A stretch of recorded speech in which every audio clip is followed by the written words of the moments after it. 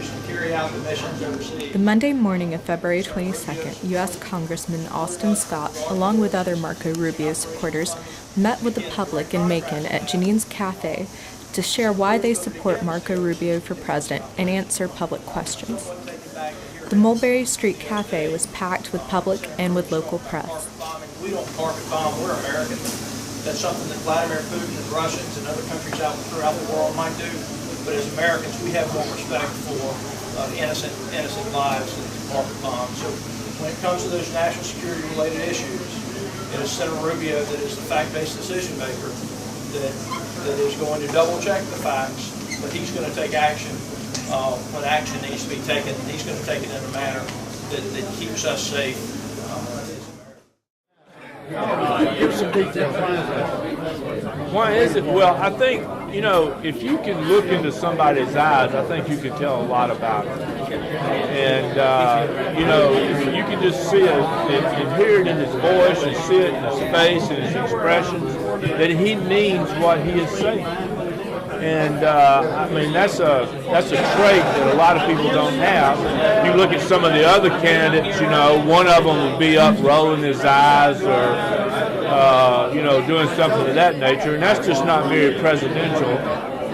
And it's hard to break those kinds of habits. And then, you've got other people that when I look at them, I don't see any sincerity in their face, and I feel like they're trying to sell me a used car. And so that's what I meant about he is very soft-spoken. He doesn't yell. He doesn't get excited. He doesn't get mad. But he is very firm in his speech. And I think that people can tell that he means what he says. All right, so between now and obviously the election, it's pretty close, right? So can we emphasize once again what people need to do right now going forward if they want Rubio in office? Yeah, well, what they need to be doing is out working. This is something, campaigning is hard. And, Senator Rubio can only be so many places at one time. And as you know, this vote on March the 1st, there's actually 12 states. It's called the SEC primary because it's southern states. And so it's hard to get one man into 12 states in, 13 days or whatever it is. So, it's a hard task. And therefore, we got to have people that want to go out and represent him. And that's exactly what I'm doing. I'm out, going and trying to talk to people and encourage them to go to work. And this is something I think is worth fighting for. And I think that, the American people have just got to realize is that you can't depend on somebody else to let this happen.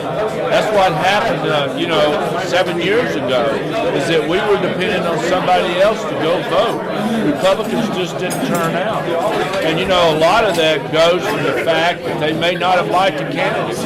And so this time, if Donald Trump is our nominee, I'm going to work real hard for Donald Trump. If Ted Cruz is our nominee, I'm going to work hard for him. Same thing for John Casey, Dr. Ben Carson. But I think that Rubio is the guy right now. I think he is the man. And so I'm going to work really, really hard to make sure he is that final person on the ballot. You were saying that Trump was elected, he governed by taking the vote. That was actually, He said that? Yeah. You think he was trying to well, I don't know Mr. Trump. I've never met him. I think he's used to getting his way, that's for sure. So I would be concerned that probably he would not follow the constitutional process the way I expect Senator Rubio would. Trump and Cruz are trying to make a point. Rubio's a leader. Well, I'll tell you, and I was coming through Turner County this morning. I learned a lot on my grandparents' farm. And, as a young kid, every now and then I tried to prove a point, and my granddad would always bring me back to, when you grow up, you'll try to make a difference. And so as I look at the three people, I think that Marco Rubio is the person that truly wants to govern and make a difference for Americans and move the country in the right direction, both with regard to the economy and our military and national security. So I very much trust him as a parent, just as he is, to be the one from a national security standpoint to rebuild our military, to make the decisions based on facts as we go forward, and any action that we may take. I know that he would have hit ISIS 3 years ago just as I would, just as most of the people watching today would have. I mean, when you see certain groups like that, you have to take action. Those actions have to be based on facts, not emotion. And so one of the key differences I see is that Marco Rubio is a fact-based decision maker, and the other two, quite honestly, make decisions based on emotion. Good. Talk about your commitment to your party as for like if Marco's not your final one, then who are you standing behind in that? Well, certainly I expect Marco to be our final candidate. I'll support the Republican nominee.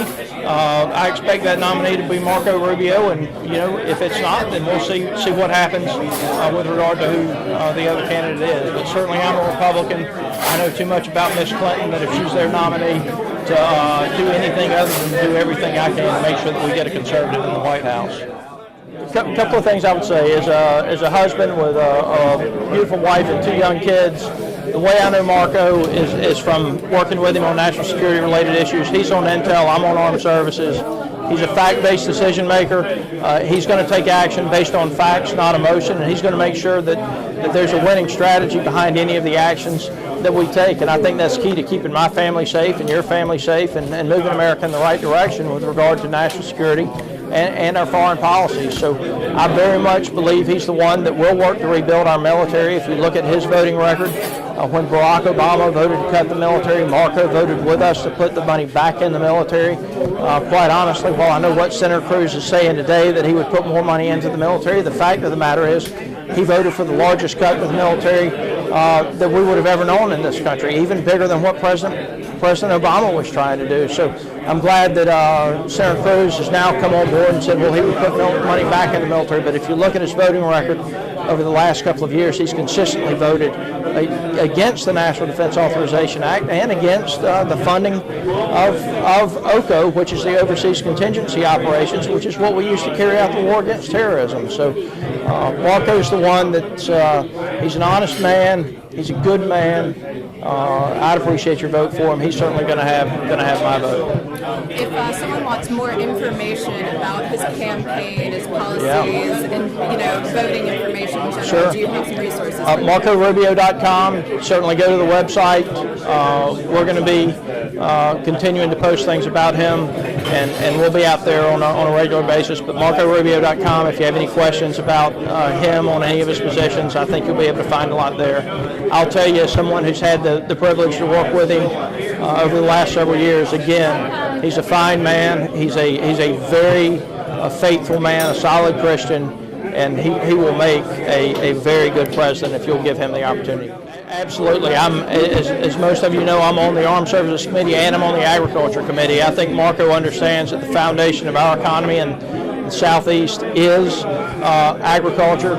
If you look at that and our military installations, those two things account for virtually all of the GDP in this area. So he's been a supporter of agriculture. He'll continue to support agriculture. And if you watch, again, his voting record has been consistent on agriculture, where Senator Cruz only went and started supporting agriculture when he found out that he was having a problem in Iowa because of his voting record. So again, Marco's the guy you can trust in this race, and I certainly hope you'll support him. And one more thing, how do you feel about the turnout today? I feel great about the turnout. It's a work day. People have work to get to, and so we had a great event this morning. These races have been determined by a very few people. If you look at New Hampshire, there was a couple of thousand votes between 3rd and 5th. If you look at what happened in South Carolina over the weekend, it was about 1,000 votes, I think, between 2nd and 3rd. So there's certainly enough people here to make a difference, and I think they'll leave wanting to make that difference.